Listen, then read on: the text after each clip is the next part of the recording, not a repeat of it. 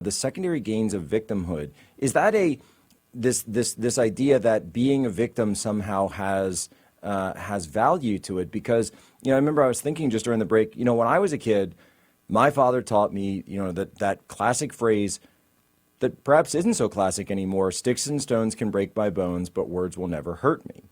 But we don't use that standard anymore. Now we use the standard words are violence. And you mentioned the anti-bullying movement. And a lot of this does kind of come from there, that, these words, these things that people say are kind of the same thing as violence. Whereas, the way my father taught me was you stand up to bullies, you confront them, you take that step to sort of, self-actualize and rise to the occasion. But now we teach people to not do that, and it does kind of perhaps lead to these psychotic breaks. Yeah, not in absolutely. everyone, but it happens. Yeah, you can stand up to bullies, or sometimes you can realize maybe the person isn't even a bully. Maybe like I can just brush this off, In fact, sometimes people can ironically become the bully through this secondary gains retaliation, right? So one of the things I want people to understand is that if you try to silence somebody and take away their right to speak, frankly, you are the bully at that point, right? But secondary gains of victimhood it's Psychology 101. The classic example in a psych textbook is, as a little girl breaks her leg, she gets to skip gym class, everybody signs her cast, she loves it so much. And then when it's time for the cast to come off, she says with all sincerity, no, I still need it, and she's not even lying, but she just unconsciously got so attached to this that she comes to not want to part, with the victimhood status and the perks that go with it.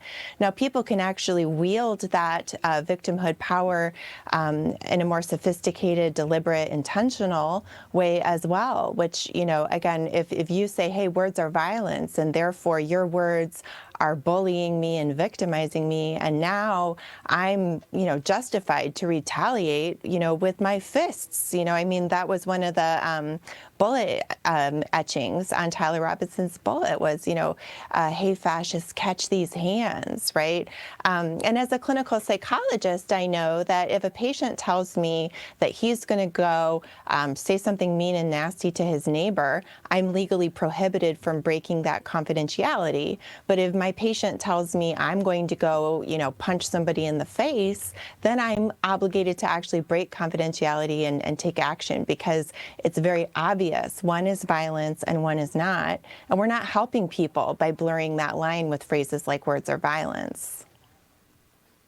By the way, that secondary gains of victimhood, I think when I was in the Navy, perhaps some of my sailors may have been exploiting that one every once in a while. Oh, sir, we're still feeling sick, sir. Still got to stay in rack. I think I need another light duty chit. I think I need another. Exactly. So, we certainly, by the way, we call that malingering in the Navy. And there's some very serious punishments for that, especially when you are at sea. And in fact, it is a well-known condition that goes back, I don't know, all the way back to the age of sail, thousands of years ago, but it's certainly something that we've had to deal with in the Navy.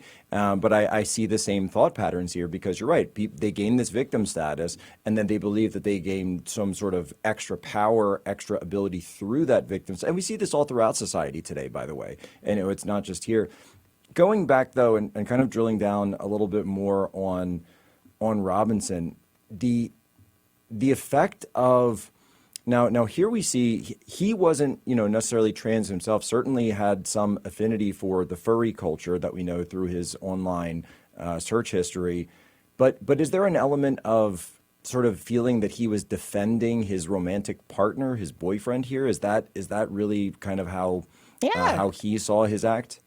I mean, we can only speculate, of course, but I do think Sure. a white knight in shining armor situation, I think, is certainly plausible. I mean, he obviously it sounds like he was in a relationship with this, man who identified as trans.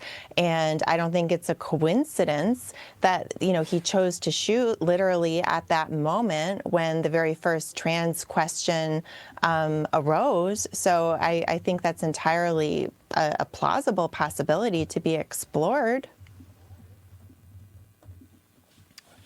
Well, it seems to me that there's so much involved here that, of course, we're not hearing, and then we see these, these text messages, which are obviously admittedly strange, but, between him and Twigs, the boyfriend, and he's, taken at face value. It seems that there's some sort of, loving, romantic, Romeo and Juliet kind of situation going on, but it also is a level of catastrophizing where I had to do this or else your life would have been forfeit. I mean, it seems ridiculous, but I guess the point that I'm trying to make and what you explain in your book is that when you're caught up in all of these psychoses, that it does actually seem as though you're in a catastrophe to them.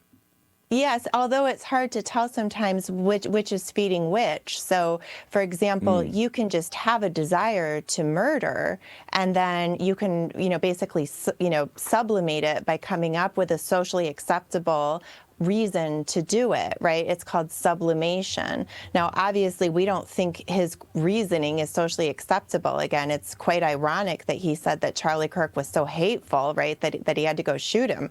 But a healthy example of sublimation, for example, would be suppose that like most surgeons are thought of as maybe sublimating what could be a pathological desire to, cut people open and, get into all that stuff, but they find a socially acceptable way to channel that energy through surgery. And so it's possible that instead of his violent eruption coming because of his belief system, he may also have adopted or enhanced his belief system as a cover to accommodate his violent tendencies. You've tied together sublimation, people who have these perhaps violent but perhaps anger tendencies, and then you tied that to the rising portion of disaffected young men in society.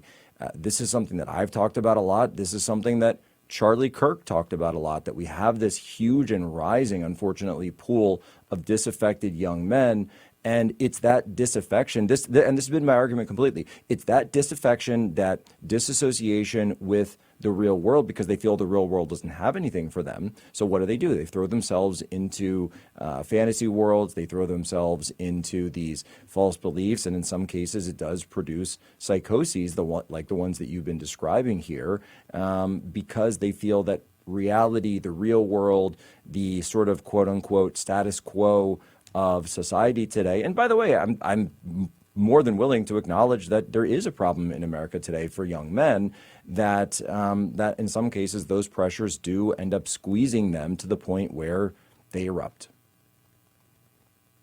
Very few outlets for them to just, be men without getting labeled as toxically masculine in some circles, right? So I feel like many of them feel as if they kind of have to subvert that masculine energy or, identify as trans or, say, well, I hate the fascists or whatever, as, and it kind of distorts in a way their masculine energy. And then when we throw in this thing about words or violence, I find it very interesting that Tyler Robinson, as well as Luigi Mangione, as well as the Dallas ice shooter and others, they're starting to literally etch words upon their bullets, right? So, talk about the ultimate confusion of words and violence, that this is, as a psychologist, it's kind of a textbook picture of acting out your violent feelings, because these are the very same people who tend to think that it's somehow virtuous to shut down dialogue. This is the same group that's statistically much more likely to defriend on Facebook, to disinvite a speaker, or otherwise show social hostility and refuse to dialogue with people who see things differently.